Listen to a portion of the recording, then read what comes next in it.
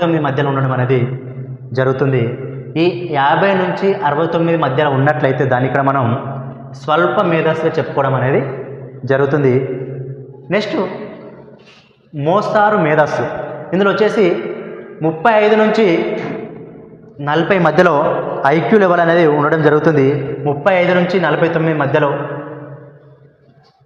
మేధస్సు ఉన్నట్లయితే, ఒక వ్యక్తిలో మేధస్సు ఉన్నట్లయితే దాన్ని ఇక్కడ మనం మోస్తారుగా ఉండడం అని చెప్పడం జరుగుతుంది. తీవ్రమైన అంటే ఒక వ్యక్తి యొక్క మేధస్సు అనేది 20 నుంచి 34 మధ్యలో ఉన్నట్లయితే దాన్ని తీవ్రమైన మేధస్సు స్థాయిగా చెప్పుకోవడం అనేది జరుగుతుంది.